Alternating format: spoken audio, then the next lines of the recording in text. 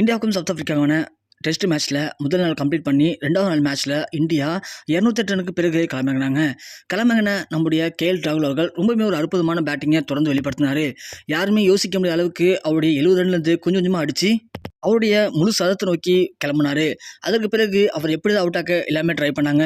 இருந்தும் கூட தென்னாப்பிரிக்கா மண்ணில் இது வரைக்கும் இந்திய வீரர்கள் யாரும் பண்ணாத ஒரு சாதனையை இன்னைக்கு கேஎல் ராகுல் நிகழ்த்தியிருக்காரு. அதாவது அவருடைய முதல் சதத்தை, அதுவும் குறிப்பாக இந்தியா இருக்கக்கூடிய மிக முக்கியமான வீரர்கள் கூட தென்னாப்பிரிக்கா டெஸ்ட் மேட்ச்சில் போய் பண்ணாத சாதனையை கேஎல் ராகுல் பண்ணி சதம் அடித்து 101 ரனுக்குள்ள இன்னைக்கு ஆட்டம் எழுந்தார்.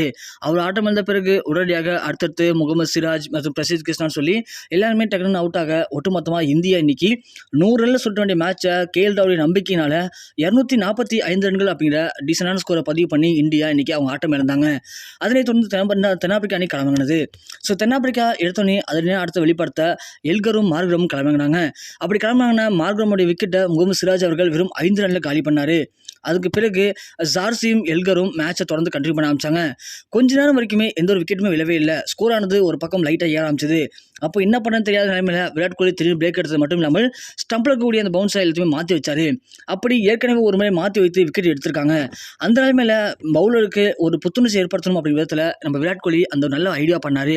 அதற்கு பிறகு டக்குன்னு யாரும் எதிர்பார்க்காத வகையில் மீண்டும் நம்ம ஜஸ்பிரீத் பும்ரா அவர்கள் சார்ஸ் விக்கெட்டை 28 ரனில் சுட்டினார்.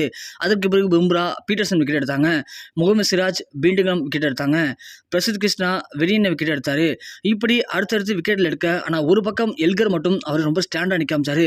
அவருடைய அரை சதம் முழு சதத்தை கடந்து இன்னைக்கு 140 ரன்கள் அடித்து களத்தை நிற்கிறாரு.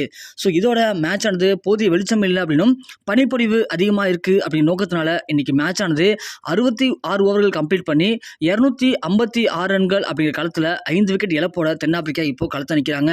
அதுலேயும் குறிப்பாக எல்கர் 140 ரன் அடித்து இன்னைக்கு மேட்ச்சில் நிற்கிறாரு. ஸோ இவரை மட்டும் நாம இன்னும் அவுட் ஆகலை அப்படின்னா கண்டிப்பாக தென்னாப்பிரிக்கா அணி அடுத்தடுத்து இன்னும் பயங்கரமான ஸ்கோர் அடிக்க வாய்ப்பு இருக்குது. ஏற்கனவே இது வரைக்கும் பார்க்கும்போது தென்னாப்பிரிக்கா இந்தியா விட 11 ரனில் லீடிங்கில் இருக்காங்க.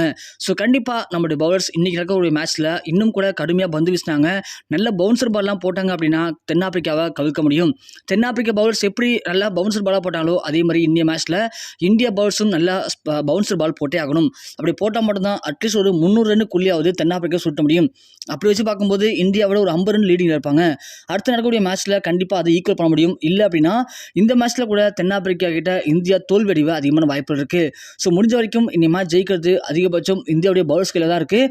தென்னாப்பிரிக்கா எப்படி அந்த பிச்சில் பவுன்சர் போட்டு நம்மளை கடுமையாக தாக்குனாங்களோ அதே மாதிரி நம்மளும் பவுன்சர் போட்டு அட்லீஸ்ட் ஒரு 2 பேட்ஸ்மேன் தாக்கினா மட்டும்தான் அடுத்தக்கூடிய பேட்ஸ்மேனுக்குலாம் பயம் வரும். அந்த பயத்தை யூஸ் பண்ணி கண்டிப்பாக இந்தியா ஜெயிக்க வாய்ப்பு இருக்கும். ஸோ நீங்கள் சொல்லுங்கள், கண்டிப்பாக இந்த மேட்ச்சில் தென்னாப்பிரிக்காவை இந்தியா எத்தனை விதத்தில் சுருட்ட வாய்ப்பு இருக்கும்? உங்களுடைய கணிப்பு என்ன அப்படிங்கிறத கீழே மறக்காமல் கமெண்ட் செக்ஷனில் பதிவு பண்ணுங்கள்.